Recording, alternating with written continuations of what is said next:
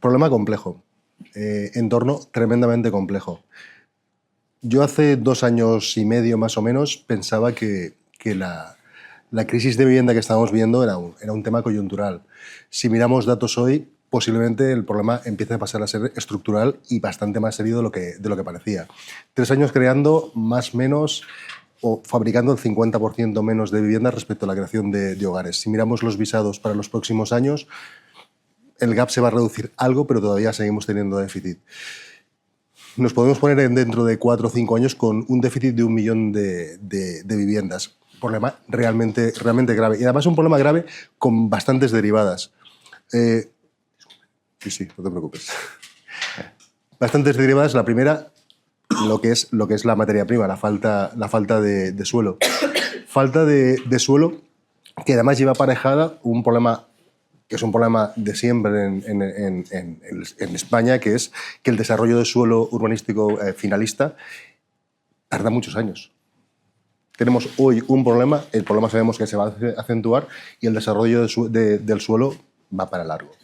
Tenemos también otro problema, que es un problema añadido, que cuando hablas con cualquier promotor te dice siempre que es el primer problema. Falta de mano de obra cualificada para la construcción tradicional. Hay solución, y solución técnica que técnicamente no tiene ningún problema, que es la construcción industrializada, pero tenemos un problema muy grave de financiación o de eficiencia de la financiación de las promociones con construcción industrializada por un tema normativo. Si miramos el mundo de la financiación, en 2019 la financiación tradicional, la banca, dio un total de 20.000 millones de euros en préstamos al mercado de real estate. El año pasado fueron 10.000 con una mayor demanda. Al final, la banca tiene un corsé puesto por Basilea III. No es que a veces es que no quiera dar la operación, es que no puede o le cuesta demasiado, tiene demasiado coste de capital y demasiado coste de riesgo dar esa operación. Y la banca tampoco, si no hay un cambio normativo, tampoco va a poder acompañar a todas las promociones en un momento en que se necesita muchísimo dinero. La financiación alternativa crece año a año. Nosotros como fondo de deuda el año pasado cumplimos 18 años y doblamos la producción del 23, lo cual no es normal en una empresa con 18 años de madurez. Y este año estamos más que doblando los datos del año pasado, lo cual tampoco es en absoluto normal. Hay muchísima demanda de crédito. Yo estoy convencido que entre la financiación tradicional y la financiación alternativa vamos a cubrir ese gap, pero el problema es un problema con muchas derivadas y que además tenemos que empezar no a decir cosas diferentes tanto el poder público como el sector privado, sino a hacer cosas diferentes porque si no el problema se nos puede complicar mucho más.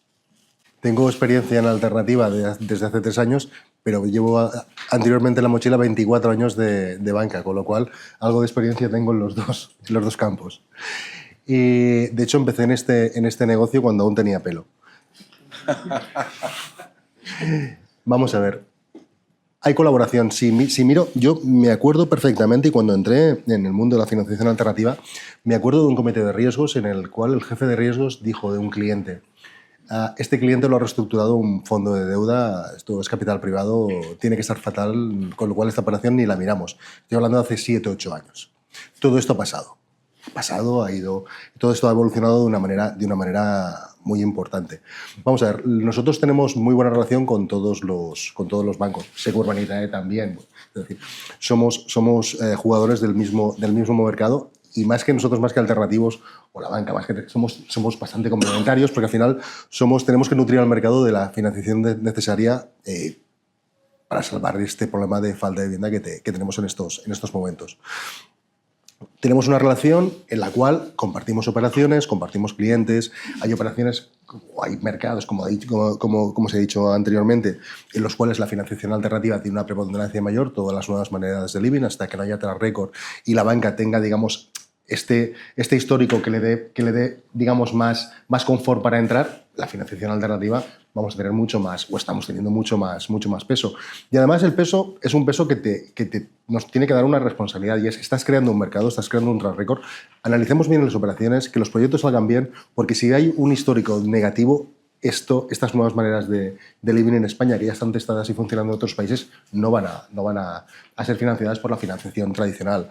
Hay momentos, o sea, la financiación alternativa y la tradicional, yo no sé si son productos, yo creo que son momentos, ¿vale?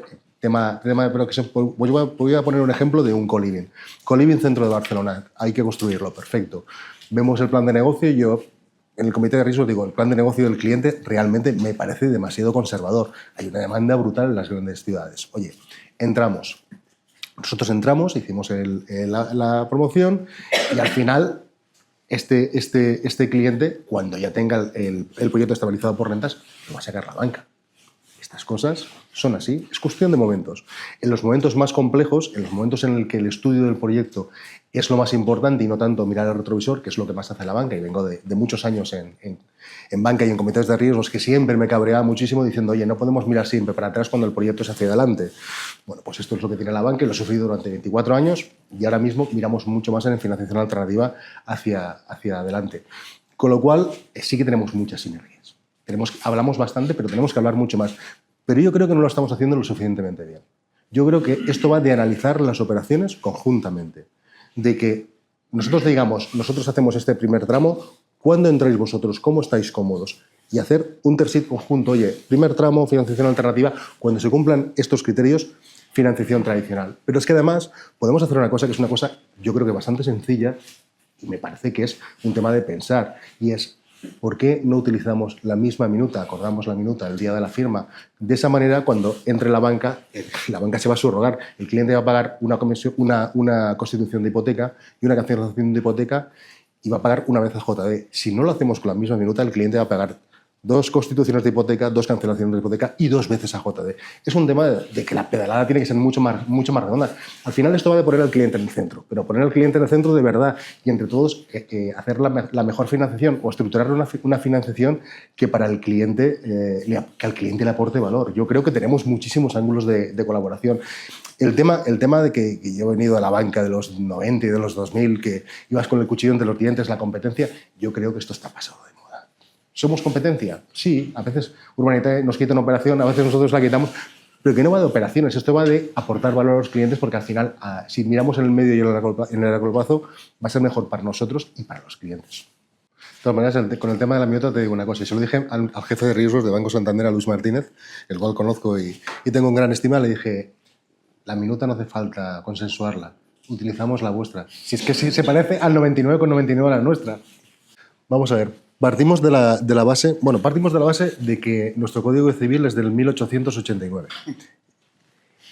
Es un gran código civil, viene del derecho romano. El derecho romano es el derecho que se aplica prácticamente en todos los países. Se habla también del derecho germánico, pero en gran parte han copiado fórmulas romanas. Y es un gran derecho. Pero los romanos no pensaban en construir de forma industrializada. Y en el siglo XIX, el legislador que hizo el Código Civil español, tampoco. Entonces, ¿qué dice el Código Civil? Se puede hipotecar un inmueble. ¿Y qué es un inmueble? Una construcción anclada al suelo. Perfecto. Construcción industrializada. Pensemos, una construcción industrializada de hormigón 3D con cocina y baños integrados. 85% del coste de construcción se va a montar en una semana y va a estar 4, 5, 6 meses construyéndose en industria. Esto no se puede anticipar por las certificaciones que se hagan fuera del solar. La normativa ECO tampoco permite tasarlas, con lo cual esto no se va a poder financiar con un préstamo tradicional. No es que la banca no quiera, es que no puede. Entonces, tenemos un problema normativo serio, ¿vale? Tenemos una norma que es una norma del siglo XIX, del siglo XIX, pero que se está aplicando en el siglo XXI. Venga. Con lo cual, problema normativo. ¿Qué se puede hacer con esto? Además, no solamente esta es la parte de la financiación, que después seguiré, tenemos un problema de creación de industria. Por primera vez en la historia, un gobierno ha hecho un PERTE de 1.300 millones, 10 años, no es nada. Pero sobre la industria de la construcción no había pasado nunca. Algo diferente pasa, que es una situación muy grave, para que un gobierno haga un PERTE para el mundo de la construcción. Hay que crear industria. Y aquí en esta tipología de construcciones no va a decir quién paga la fiesta.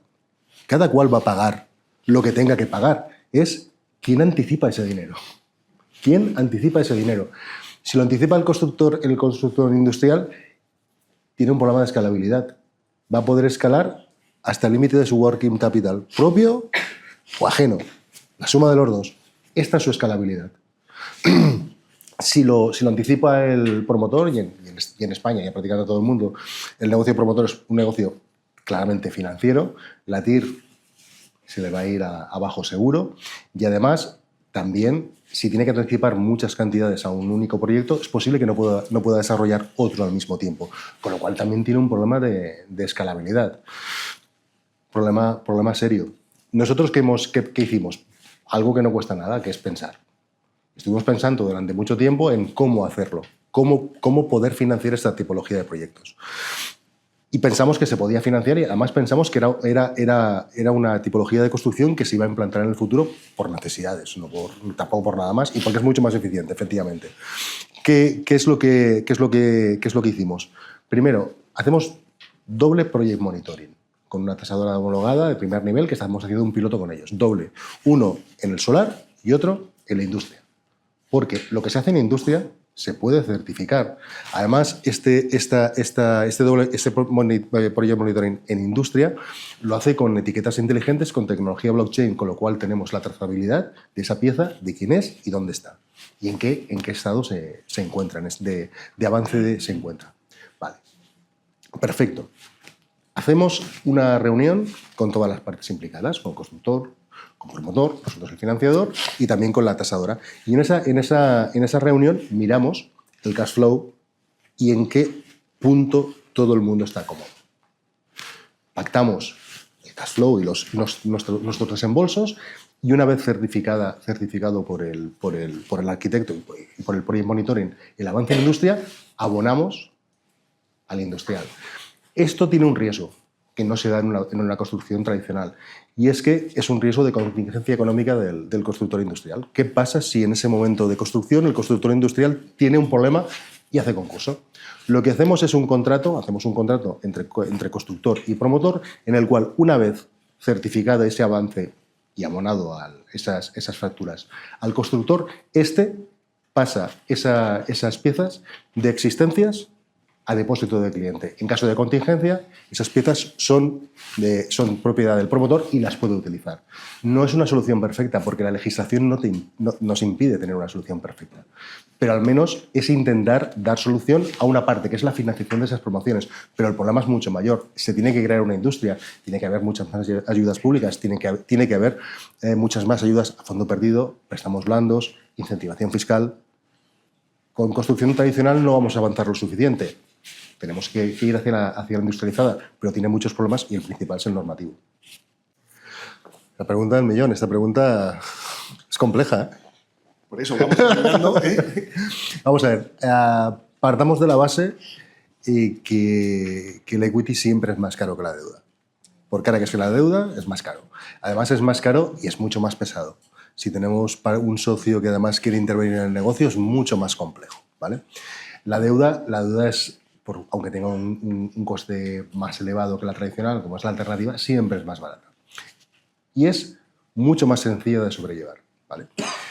Pero cualquier proyecto inmobiliario de cualquier tipo que tenga poco equity tiene una tendencia a desestabilizarse mucho mayor, ¿vale? Con lo cual podemos crear un gigante con pies de barro. En una operación de préstamo promotor, pues mira, 30-70, con eso cuadran todos los números siempre. 25-75 suelen cuadrar. Si bajamos mucho de aquí, los números descuadran. Siempre hay otras fórmulas, hay fórmulas y aparte siempre decimos anglicismos, el cash like equity, que es pues mucho dinero de preventas porque comercialmente la operación comercialmente es muy potente. Oye, está muy bien, pero esto de equity no es. Se habla mucho del skin in the game del promotor. Hay un riesgo añadido a cualquier operación siempre que el promotor haya aportado muy poco capital, porque su posibilidad de pérdida es muy pequeña. Bueno, hay que hacer un mix y hay que hacer sobre todo una estructura de la operación que tenga sentido. Viendo las preventas, viendo el equity, viendo la deuda, viendo si hay recorrido. Cuando analizamos una operación, yo siempre digo en el comité de riesgos, vale, la operación cuadra. ¿Y los easy? ¿Cómo que sí, sí? Sí, sí. ¿Y si los costes de construcción se aumentan? ¿Y si la curva de ventas no es la que el cliente cree que va a producirse? ¿Tenemos recorrido en el préstamo por el ETV? ¿El promotor tiene equity de reserva? Bueno, pues no sé, pues hay que preguntarlo, porque estas cosas pueden pasar y pasan. Tener un mix concreto es muy complejo. Hay que mirarlo operación a operación. El promotor tiene que aportar su equity, no nos quepa ninguna duda. Y si miramos ya más a largo plazo en un proyecto de expansión de cualquier empresa, yo creo que el equity a aportar ha de ser mayor, porque si no, el tamaño del choque puede ser mucho mayor todavía. Claro. Nosotros hemos mirado algún proyecto, hemos mirado algún al borde proyecto, y en algún caso con sponsors excelentes. Todo el mundo está mirando qué puede o qué no puede hacer. Es algo que yo creo que puede tener sentido hacia el mercado no residente. Para zonas de costa puede tener todo el sentido. España puede ser una Florida. Sí, podría ser una Florida. Hay que mirar en otras ciudades, en ciudades céntricas, cómo va a evolucionar la sociedad. Yo creo que puede tener sentido. Pero es cierto que hasta incluso los sponsors que están diseñando o empezando a diseñar esos proyectos lo están haciendo de forma muy pausada y todavía vemos muy pocos. O al menos nosotros hemos visto alguno, pero pocos. Yo aquí discrepo, y se lo decía siempre a los jefes de riesgos. El riesgo reputacional, sobre todo con las residencias de la tercera edad, el riesgo reputacional es no hacer estas operaciones porque se necesitan residencias. Yo siempre lo digo, yo siempre lo decía en comités. O sea, hay que hacer desarrollos normativos de cambio de legislación, está claro, pero también de los tiempos de ejecución de esas licencias o de esos trámites burocráticos que hay que realizar.